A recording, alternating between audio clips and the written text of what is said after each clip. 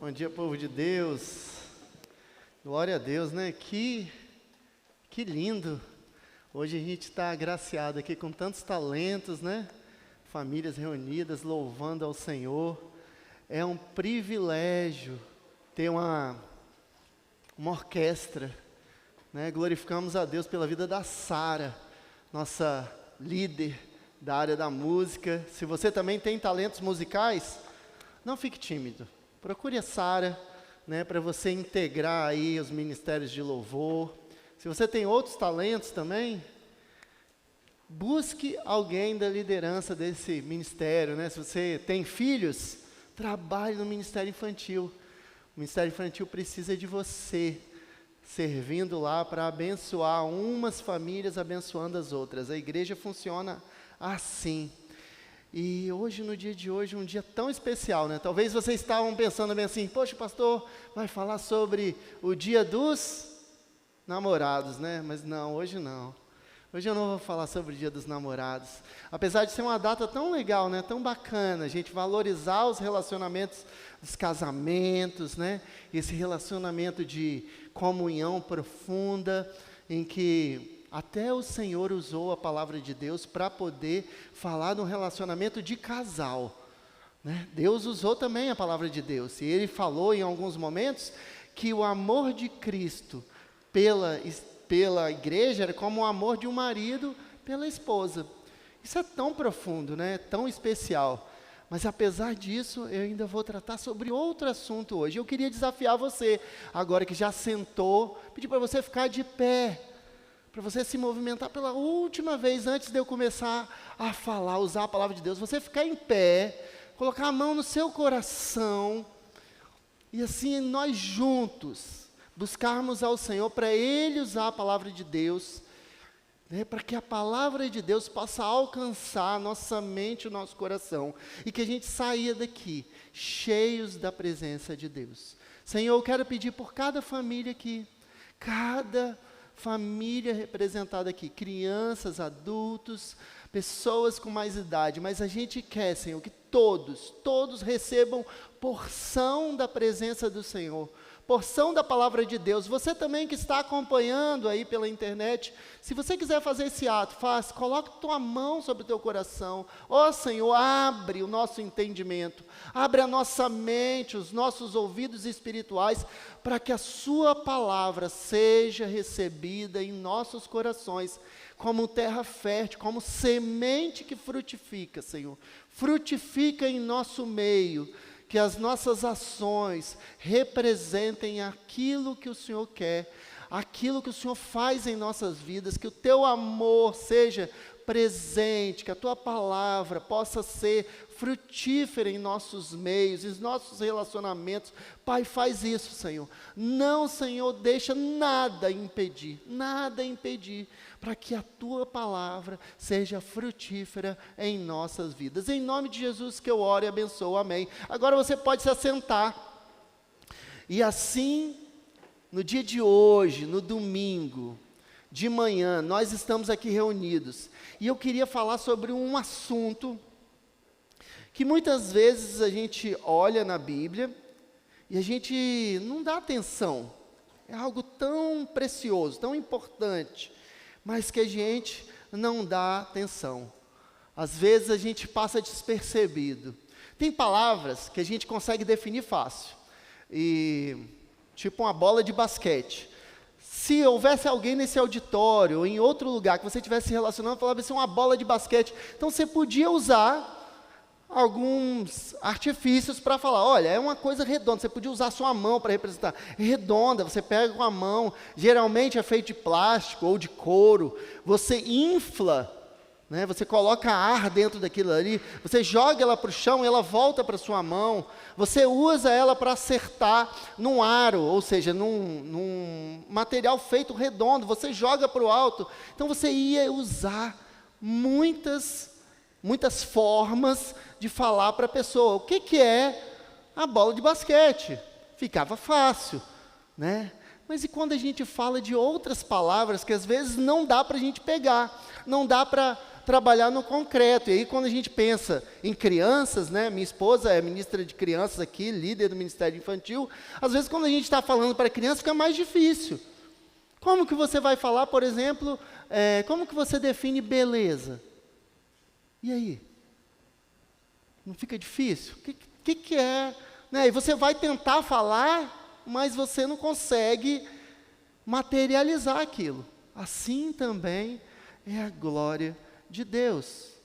Quando você começa a pensar sobre a glória de Deus, é algo que você não consegue materializar. Você sabe que ela existe. Você sabe que ela está espalhada por toda a terra. Porque a palavra de Deus diz isso. E é algo tão importante, é algo tão especial. Nós que somos cristãos, que nos denominamos seguidores de Cristo, precisamos compreender aquilo que é a glória de Deus. E aí, eu já estou vendo assim, se fosse um vídeo do YouTube, do Instagram, já estava vendo pipocando um monte de figurinhas com as interrogações na mente de vocês, ou várias coisas representando a glória de Deus. Porque se eu falar aqui, olha, tem um cachorro ali na porta, vocês vão ter vários cachorros. Vai ter pitbull, vai ter rottweiler, vai ter cachorro pequeno, branco, azul, amarelo, vai ter... Né? Quando a gente fala uma palavra, na nossa mente, ou seja, na mente de cada pessoa, tem uma representação, algo que significa aquilo. E às vezes, quando não é tão concreto, como um objeto, um animal, uma coisa, às vezes um sentimento, às vezes até mais difícil, você falar de amor. Às vezes para a pessoa amor é uma coisa, às vezes você fala de amor, a pessoa está num momento da vida dela que ela só pensa em ódio. Né? Que ela já reverte o negócio, já vira no espelho, o contrário. Então quando você fala de algumas palavras, é difícil você definir. E como é difícil definir a glória de Deus. E o meu desafio hoje é compartilhar um pouquinho do que Deus tem trazido no meu coração e sobre esse assunto que eu entendo como sendo tão relevante para cada um de nós. A glória de Deus, ela está em Deus. Ela está na presença dEle. Por isso é tão importante. Será que você tem buscado a presença que vem trazendo a glória do Senhor? Será que eu e nós como igreja, como corpo de Cristo, como famílias, temos buscado a glória de Deus? Na essência, todo ser humano foi criado para a glória de Deus. Olha que cada um de nós, diferentes um do outro, de famílias diferentes, de origem diferente, talvez de nacionalidades diferentes, com biotipos diferentes, com o funcionamento do intestino diferente, com os paladares, os gostos diferentes, com os nossos cabelos, olhos, com a nossa maneira de ser, de falar, de se expressar, nossas profissões, e a variedade, a multiplicidade de pessoas, todos nós fomos criados para a glória de Deus. Então a glória de Deus é difícil de definir, né? Ela é complexa. Ou não. Na verdade, a maioria das coisas que Deus fez são simples. Mas nós somos tão simples que nós não conseguimos compreender a simplicidade da criação de Deus. E o texto que eu queria compartilhar com vocês está escrito lá em Ezequiel 43. E se você tiver uma Bíblia ou um dispositivo digital que tenha a Bíblia, se valha desse dispositivo, agora da palavra de Deus. Nós precisamos, compreender aquilo que Deus faz através da palavra dEle. E eu vou estar usando na leitura que eu vou fazer aqui, a nova, atualizada Almeida. Isso aí, a nova Almeida atualizada, NAA. A versão, só para vocês saberem qual versão que eu estou usando. Talvez algumas palavras na sua versão sejam um pouquinho diferente, mas o significado da mensagem é sempre a mesma mensagem. Isso é muito importante você entender que existem várias versões, então a gente já usou por muitos anos aqui a nova NTLH, nova tradução da linguagem de hoje, que é muito boa. Se você é um novo crente, ou se você está chegando e tem dificuldade de ler a Bíblia, use essa versão. Ela tem os termos mais simples, para a gente compreender a palavra de Deus mais fácil. Mas se você já está mais experiente, ou você é old school, né? Como dizem os mais jovens, você é mais velho, é isso. Old school é gente velha, gente. Passou de 45 anos, é old school. Entenda isso, você não é mais novo, você não é mais jovem, você já está old school, você é da escola antiga. Você é modelo antigo, não fabrica mais, não tem mais esse modelo, né? Você é mais brutalhado, você não sabe falar da maneira correta, você fala alguma coisa, um monte de gente se ofende. Você é old school. Então, se você é old school, você pode usar aquelas versões ARC, né? Almeida, Revista e Corrigida. Você pode usar uma versão do seu avô, palavra só difícil, né? Então, não tem problema. Qual a versão da Bíblia você vai usar? Use uma Bíblia. Você precisa usar a Bíblia. Se você é crente, se você é filho de Deus, você precisa se apegar à palavra de Deus. E isso é importante a gente conversar também. A gente precisa saber quais as versões que a gente usa, o que a gente está falando, para a gente não ficar tão perdido, né? Não chegar aqui e falar, caramba, o que o pastor está falando? Que versão que ele está usando? Meu Deus, o que está acontecendo?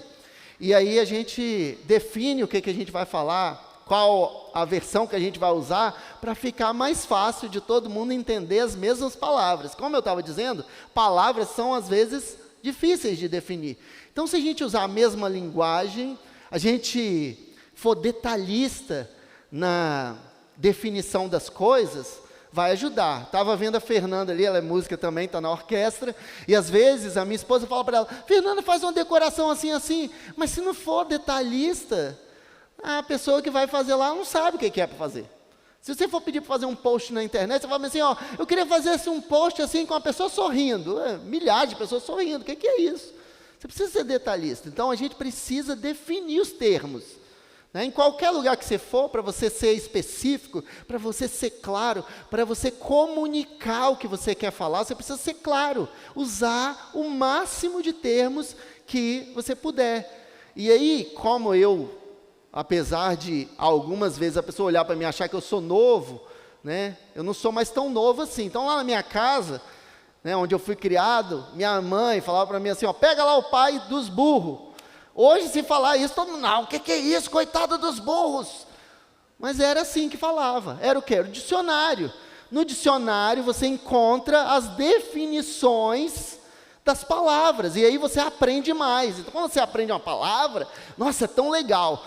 Então, se você é uma pessoa que gosta de estudar, gosta de entender, falar palavras diferentes, né? E aí eu falei, eu aprendi uma palavra nova. Aí minha esposa falou assim, já tem mais de 3 semanas, essa palavra já está velha.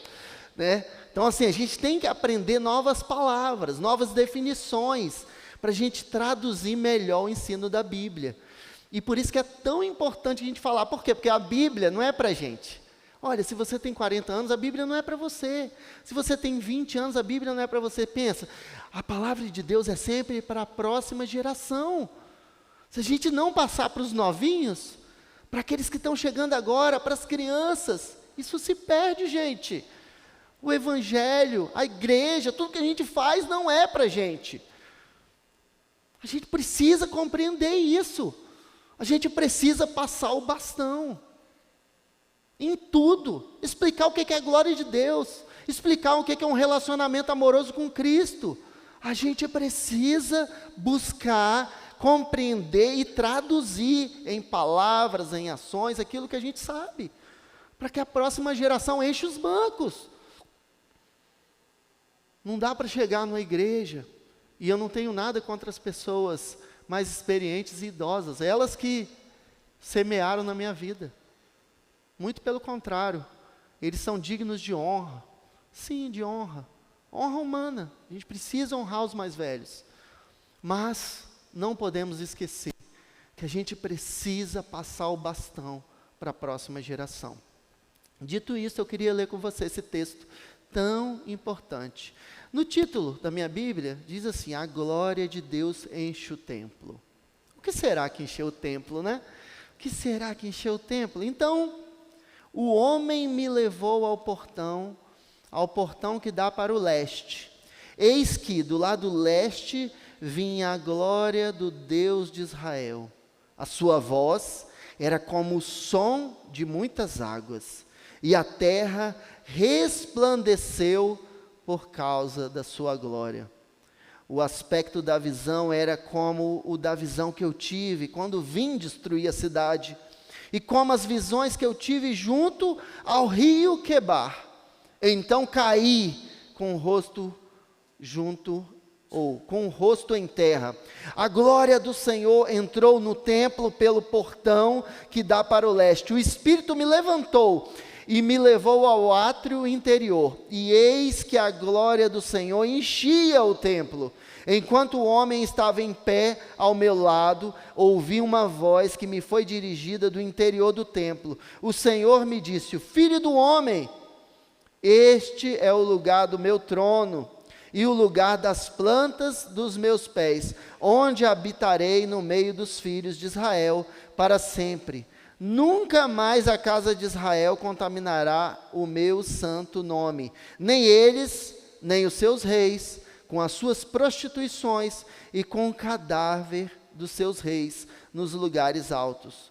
Quando puseram o seu limiar junto ao meu limiar, os seus batentes junto aos meus batentes, havendo apenas uma parede entre mim e eles, contaminaram o meu santo nome com as abominações que cometeram. Por isso, eu os consumi na minha ira. Agora, que eles lancem para longe de mim a sua prostituição e o cadáver dos seus reis, e habitarei no meio deles para sempre. Filho do homem, mostre à casa de Israel este templo, para que eles se envergonhem das suas iniquidades. Deixe que tirem as medidas desse modelo perfeito. Se eles se envergonharem de tudo o que fizeram, faça com que conheçam a planta deste templo e o seu arranjo, e as suas saídas, as suas entradas, todas as suas formas, todos os seus estatutos, todas as suas disposições, todas as suas leis. Escreva isso na presença deles, para que observem todas as suas instituições e todos os seus estatutos e os cumpram. Esta é a lei do templo, no alto do monte. Todo o terreno ao redor será santíssimo. E eis que esta é a lei do templo. Amém, aleluia. Glória a Deus, palavra de Deus. E olha, esse texto é um texto profético. Mas será que a gente pode tirar princípios desse texto? Porque hoje a gente sabe que o templo que Deus habita é o nosso coração, é o nosso corpo. Será que existe princípios? Porque não é mais esse local. Não é mais esse local. Então será que tem princípios aqui que a gente pode tirar? E a gente está buscando se encher dessa glória? Será que o seu corpo, será que o seu coração, a sua mente, você pode, assim como esse local, existem princípios que você pode aplicar à sua vida? Olha, esse texto, ele foi profetizado, era contra. Geralmente o profeta era levantado para apontar pecados, iniquidades, para trazer arrependimento ao povo. O profeta no Antigo Testamento, gente, não falava coisas boas, agradáveis. Eram coisas terríveis. Apontava, mas era coisa terrível que o profeta queria falar, não, tá? Ele não queria ir lá, ficar falando, agora eu vou para... Não, o profeta tinha medo, porque ele tinha que falar contra o rei.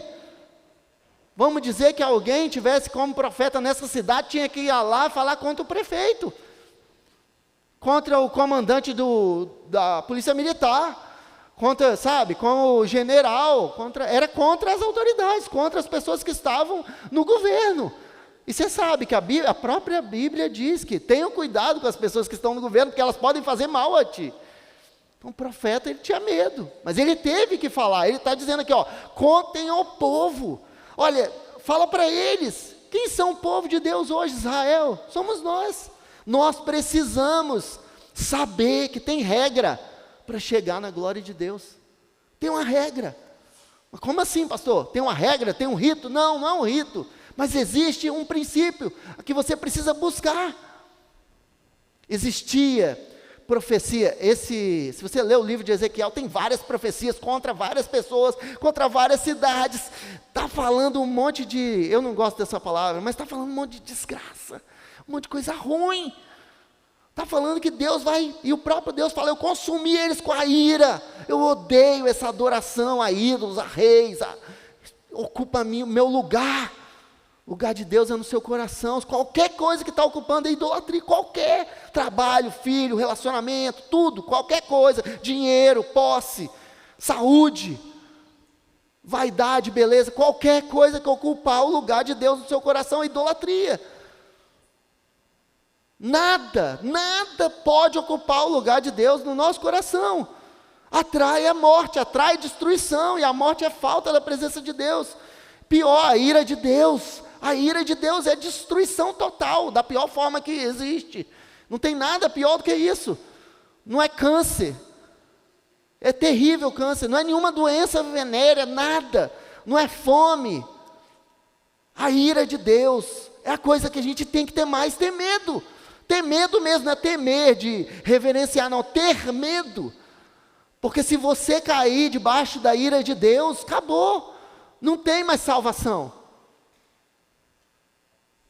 É algo terrível. E existem coisas que a gente pode fazer que pode atrair a ira de Deus. E eu fui na casa de uma irmã essa semana visitar uma célula, e aí tinha um caldinho no final. Olha que legal, caldinho, né? E estava feito com tanto capricho. Eu falei com ela, eu quero uma pimenta. Ela me falou, tem 2 pimentas aqui, a misericórdia ou a ira de Deus. Qual você quer? A misericórdia, ué. Você acha que eu vou querer a ira de Deus? Nem na pimenta, não quero. Estou fora. Jesus tem misericórdia de mim, eu não quero a ira de Deus.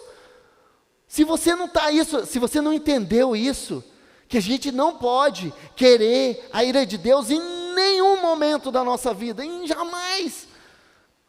Se você não entendeu isso, você não entendeu nada. A ira de Deus é algo terrível. É aquilo que acaba com as nações, que destruiu cidades. Sodoma e Gomorra está lá, a história para testemunhar, ninguém nem sabe, não tem nenhum registro histórico. Sabe o que é isso? Nenhum. Os historiadores acham que é mentira. A ira de Deus caiu sobre aquele lugar. Gente, você entendeu o que é isso? Destrói tudo, não sobra nada. Olha que terrível. Algum de nós pode ainda ter dúvida que a gente precisa da misericórdia mesmo. Existe um Deus que falou sobre isso. Mas antes, nesse mesmo texto, diz assim, em Ezequiel 22, 30. Olha, procurei entre eles um homem que reconstruísse a muralha e se colocasse na brecha diante de mim e a favor desta terra, para que eu não a destruísse. Mas não encontrei ninguém. Deus não encontrou ninguém. É para ficar em silêncio mesmo. Olha para você mesmo. Se Deus procurar hoje, Ele encontra dentre nós alguém. Por isso derramarei sobre eles a minha indignação, e com fogo do meu furor os consumirei, farei cair sobre a cabeça deles o castigo que os seus atos merecem, diz o Senhor. Algo terrível estava para acontecer, e aconteceu. Deus, Ele é um Deus perdoador, um Deus amoroso, um Deus que busca encontrar alguém que se coloque na brecha. Sabe quem é esse alguém? Somos nós. Nós precisamos nos colocar na brecha. Nós precisamos ser encontrados por Deus. Nós, povo de Deus, não podemos ficar anestesiados com as coisas deste mundo, buscando parecer vaidosos, buscando parecer ricos, buscando ser encontrados em glória pelos homens. Ai de nós. O Senhor está procurando cada um de nós. Ele está buscando na nossa mente, no nosso coração. É você que vai ficar na brecha.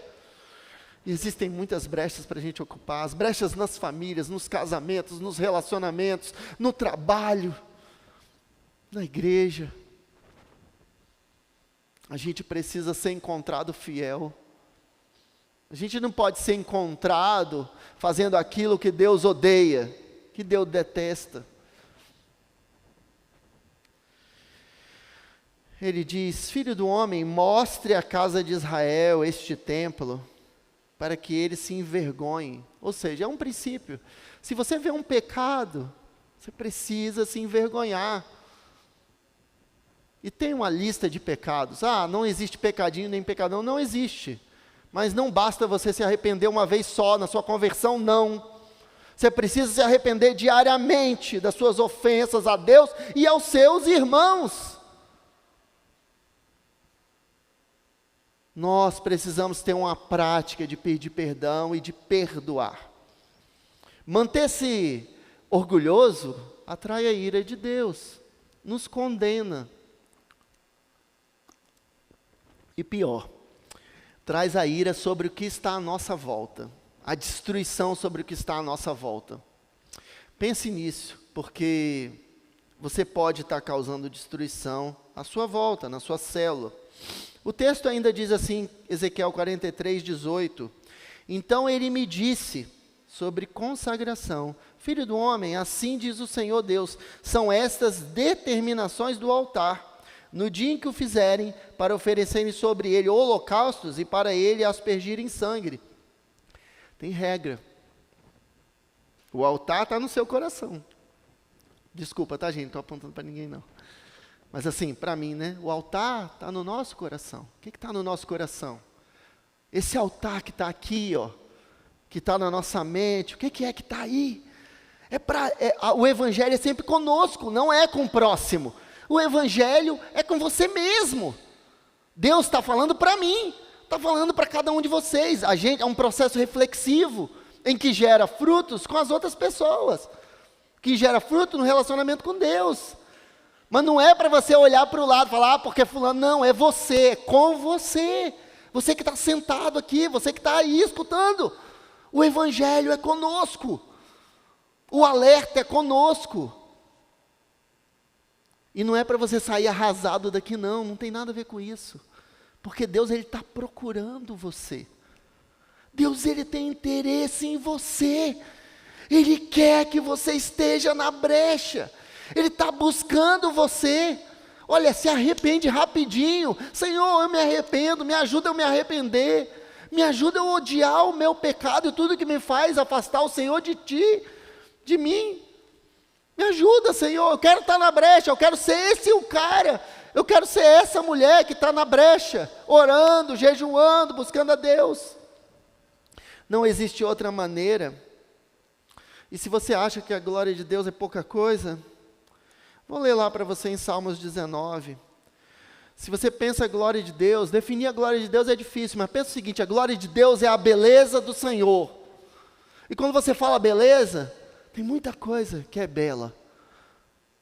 Você pode olhar para tudo isso e os seus olhos vão encontrar a beleza do Senhor por toda a terra. Olha, Salmo 19 diz assim: os céus proclamam a glória de Deus e o firmamento anuncia as suas obras das suas mãos. Um dia discursa ao outro dia, uma noite revela o conhecimento à outra noite, a própria criação de Deus. O texto diz que era como águas, muitas águas. A glória de Deus é algo que a gente deve buscar, é a beleza do Senhor. E se cada um de nós foi feito para revelar a glória de Deus, a beleza do Senhor pode estar em você, na sua vida. Não tem a ver com o seu biotipo, não tem a ver com o jeito do seu cabelo, com a cor, com a roupa que você usa, mas tem a ver com o seu relacionamento com Deus, com buscar, estar na brecha, ser achado para revelar a glória de Deus. Ainda nos Salmos, quando você busca a glória de Deus, olha só quem vem chegando, quem vem entrando, quem? Quando você está buscando a glória de Deus, quem que vai chegando? Ao Senhor pertence, Salmos 24, ao Senhor pertence a terra e a sua plenitude, o mundo e os que nele habitam, porque Ele fundou-a sobre os mares e sobre as correntes a estabeleceu. Quem subirá ao monte do Senhor? Quem há de permanecer no seu santo lugar? O que é limpo de mãos e puro de coração, que não entrega a sua alma à falsidade, nem faz juramentos com a intenção de enganar, este receberá do Senhor a bênção e a justiça do Deus da sua salvação. Esta é a geração dos que o buscam face do Deus de Jacó. Levantem as suas cabeças, ó portas. Você já ouviu esse hino? Levantem-se, ó portais eternos, para que entre o Rei da Glória. Você tem buscado esse Rei? Ele quer se relacionar com você. Ele quer derramar favor em sua vida, sobre a sua família, sobre o seu casamento, sobre os seus relacionamentos, sobre o seu trabalho, sobre a sua saúde, sobre o que você come, sobre o seu deitar, o seu acordar. Deus quer estar lá com você. Quem é o Rei da Glória? O Senhor forte e poderoso, o Senhor poderoso nas batalhas. Levantem as suas cabeças, ó portas, levantem-se, ó portais eternos, para que entre o Rei da Glória. Quem é esse Rei da Glória? O Senhor dos exércitos. Cantamos aqui, Ele é o nosso Senhor. Você tem buscado a presença do Senhor que traz a glória para a sua vida? É você que precisa buscar. Não tem ninguém que pode fazer isso por você, nenhum líder de célula, nenhum orientador, nenhum discipulador. Ninguém pode fazer isso para você. Você tem que ensinar o seu filho a buscar a glória. Ensina ele, mas ele precisa buscar por conta própria. E eu, que tenho uma cunhada que é deficiente cognitiva, será que ela consegue? Ela consegue, ela busca o Rei da Glória. Quando estava no meio da pandemia, ela ajoelhava e fazia assim, ó, a expressão dela, buscando o Rei da Glória. Não há impedimento, toda criatura foi criada para a glória do Senhor, não tem a ver com a gente, é com Deus, é para Ele que a gente foi criado, tudo aponta para Ele. Não quero que você saia daqui triste. Futuro de Israel, lá em Romanos 11 diz assim: então eu pergunto, será que Deus rejeitou o seu povo? De modo nenhum, porque eu também sou israelita, da descendência de Abraão, da tribo de Benjamim. Deus não rejeitou o seu povo, a quem de antemão conheceu. Glória a Deus, Ele não nos rejeitou, gente, ó, glória a Deus. A gente tem que dar graças a Deus, não nos rejeitou. Ele quer a gente com Ele. Cada um de nós, a gente pode sair daqui cheios da presença, da glória do Senhor. Lá no versículo 11:4 diz assim: mas qual foi a resposta divina? Foi esta: reservei para mim 7.000 homens que não dobraram os joelhos diante de Baal. É um número simbólico referente ao Antigo Testamento, tá, gente? Não são só 7.000, não. São milhares e milhares que estão de joelhos dobrados, buscando a presença do Senhor. Ninguém vai ver o seu joelho dobrado. Quem tem que ver é o Senhor. Quem tem que ver é o Senhor. Essa expressão de dobrar o joelho é reverência ao Senhor, seu Deus. Às vezes o seu ajoelhar e ficar em pé, às vezes o seu ajoelhar e ficar deitado de cara no chão. Eu não sei, mas o Senhor sabe qual é a sua forma de reverenciar, de buscar, de colocar a cara no pó, de se arrepender dos seus pecados. Existe, todos nós precisamos de arrependimento. Nenhum de nós. Não dá para viver sem se arrepender. No versículo 11:6, Romanos 11:6 diz assim: e se é pela graça, já não é pelas obras, do contrário, a graça já não é graça. Não é pelo que você faz, é pela graça de Deus que você foi alcançado. Então a condenação, sim, foi pelo que a gente fez. Mas e aí? E a salvação? Foi pelo que Jesus fez, foi pela graça. Ele viu que a gente não dava conta. Ele falou, caraca, o Rodrigo não vai dar conta. Pastor Rodrigo não vai dar conta de alcançar a glória de Deus. Não, não vou. Nenhum de nós vai. Nós podemos contar com a graça do Senhor. E isso é um privilégio que tem pouca gente aqui. Pouca gente aqui.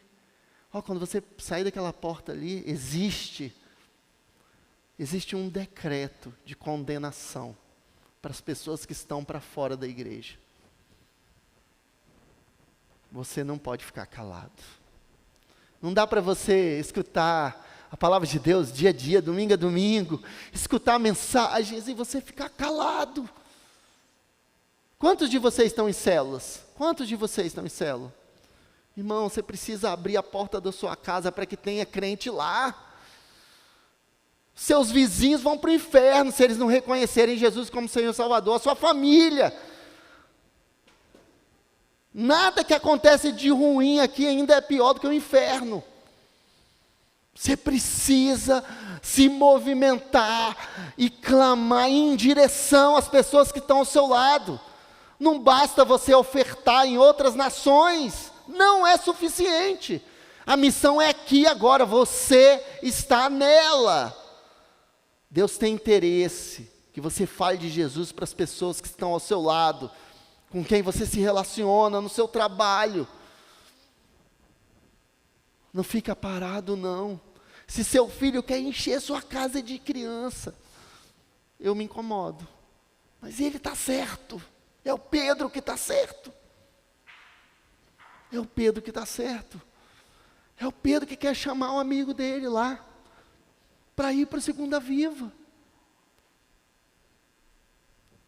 Mas ele precisa de alguém para ir buscar o amigo dele. É nessa hora que o pai entra. Você não está conseguindo fazer, seu filho está, então apoia ele. É energia, é dinheiro, é gasto, é envolvimento. Você acha que o retiro de juniores, de adolescentes, de jovens, de casais acontece sozinho? Não dá para viver de retiro em retiro. Mas dá para viver de célula em célula. Você acha que a célula acontece sozinha? Tem uma célula lá em Vila Velha. Mas quantas células poderiam ter em Vila Velha, em Serra, em Cariacica, em Jardim Camburi, que não estão tendo?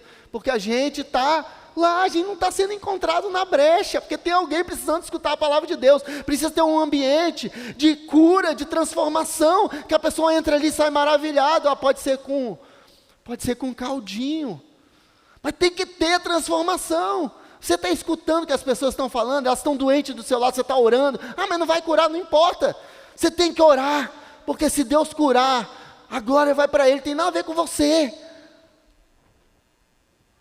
Se vai curar, se não vai curar, sua obrigação é orar. Mas meu relacionamento é difícil, não importa. Cai para dentro, na brecha. Quando um remendo é bem feito, o Ricardo está aqui, é engenheiro, né? E falou muito de planta, de átrio, né? Se você quiser saber desses detalhes, é com ele. Joguei para você, Ricardo, está lascado. Átrio é aquela parte bem grandona que tem na construção. Você entra aquele átrio, aquele vazio assim, e Deus encheu aquele átrio. Quando você tem uma brecha numa parede, e você passa a massa ali, se for bem feito, desaparece. Desaparece. Fica imperceptível. Você tem que ser essa massa que entra nessa brecha. E ninguém tem que perceber você, mas vai ver a glória do Senhor no resultado. Foi curado, foi selado, foi lacrado. Como é que um vaso pode ser cheio se ele estiver todo rasgado, todo quebrado? A gente não fala vaso, ô vaso. Um vaso quebrado não tem serventia nenhuma. Então, meu irmão, minha irmã, seja essa pessoa. Seja essa pessoa. Lá em Romanos 11 diz: a bondade de Deus para com todos. Romanos 11, 25 vai dizer assim: porque não quero, irmãos, que vocês ignorem esse mistério, para que não fiquem pensando que são sábios.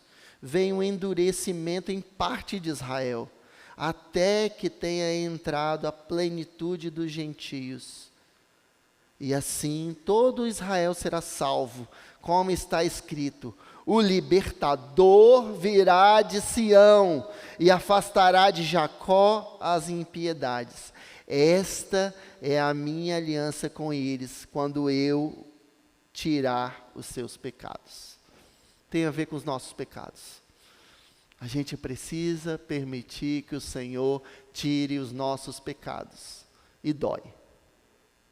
Mas o resultado é a salvação de muitos. É a salvação de Israel. Você já se perguntou? Quem que Deus quer salvar através da sua vida? Quem é? Você precisa responder para o Senhor. Não deixe essa pergunta sem resposta. Responda para o Senhor. Se coloque na brecha. Deus quer usar você, a sua vida, o seu relacionamento, para que outras pessoas conheçam um cara chamado Jesus. E Deus me perdoe, Jesus não é só um cara. Jesus é o próprio Deus na terra. Nós devemos tudo a Ele. Ele é o Senhor Salvador, Ele é o Rei eterno, é o Príncipe da paz, o Deus da guerra, o Deus dos exércitos, soberano dos soberanos. Ele é o Príncipe da paz, um homem maravilhoso. Nada que a gente falar vai ser melhor do que Jesus. A glória de Jesus, ela é excelente ainda, se ela é um concurso, ela já ganhou todos os concursos. A beleza do Senhor, ela enche toda a terra, ela ilumina, ela preenche, ela expulsa a gente. A glória do Senhor, imagina que a presença traz a glória e expulsa as pessoas. As pessoas não conseguem resistir à glória de Deus. E Deus quer fazer você participar disso e você fala, não, vou ficar aqui. Como assim? O louvor a Deus, diz lá, e é assim que eu queria terminar, para você entender que você pode participar disso, mas não tem nada a ver com você, tem a ver com o próprio Deus, é para Ele que a gente foi criado, a gente precisa voltar tudo para Ele, não tem a ver com os nossos caprichos, com as nossas vontades, com o nosso querer, tem a ver com a vontade do Senhor. Você precisa se submeter à vontade de Deus para a sua vida. Não envolva outras pessoas nisso. É com você. Ninguém tem que fazer a sua vontade. Nós temos que fazer a vontade de Deus. É com você. É comigo. Cada um de nós precisamos fazer isso. Diz assim o texto de Romanos 33 até 11, 33 a 36. E antes eu vou ler o último versículo. Deus encerrou todos na desobediência, a fim de mostrar a tua misericórdia a todos. Todos nós fomos desobedientes. Mas era a fim de quê? De mostrar a sua misericórdia a todos. Não dá para dizer que Deus não tem misericórdia de você. Porque nós estamos inclusos nessa misericórdia. Agora, se você vai estar na brecha ou não, aí é com você. Se você vai trazer de volta a glória para Ele, é com você. Se você vai participar do discipulado com alguém, se você vai abrir sua casa, se você vai abrir espaço no seu coração para outras pessoas chegarem, te incomodar, é com você. Não dá para eu fazer isso, não dá para o seu líder de célula fazer. Mas você precisa escutar o que Deus está falando com você e responder, porque a pergunta ecoa pelos séculos. Procurei e não encontrei. Procurei e não encontrei. Procurei e não encontrei. Vamos nos fazer encontrados pelo Senhor. Vamos abrir os braços e falar, Senhor, estou aqui. Estou aqui. Não dá para sair, tem que ser inquieto. Sabe aquele menino inquieto? É assim que Deus quer ver a gente, inquieto. Ó, profundidade da riqueza, tanto da sabedoria como do conhecimento de Deus. Quão inexplicáveis são os seus juízos, quão insondáveis são os teus caminhos, pois quem conheceu a mente do Senhor? Ou quem foi o seu conselheiro? Ou quem primeiro deu alguma coisa a Deus, para que isso seja restituído? Agora, eu queria que você lesse junto comigo, se você puder falar, porque dele, por meio dele, para ele são todas as coisas, a ele seja a glória para sempre, amém. Vamos lá mais uma vez? Porque dele, por meio dele, para ele são todas as coisas, a ele seja a glória para sempre, amém. Fique na brecha do Senhor. Deus tem um negócio para falar com você. Não permita sair da presença de Deus, busque a presença dele, porque a glória vem junto, e aí é com você. A mensagem que eu deixo para você é essa hoje: não deixe de participar disso, não deixe de participar disso. Adore o Senhor, mas reflita sobre isso, e responde para Deus que Ele está te procurando, Ele quer contar com você, Ele não precisa, mas Ele conta com você. Não tem plano A, nem plano B, nem plano C, o plano é você. Deus te abençoe no dia de hoje. Deus enche a sua vida de glória e da presença dEle. Em nome de Jesus.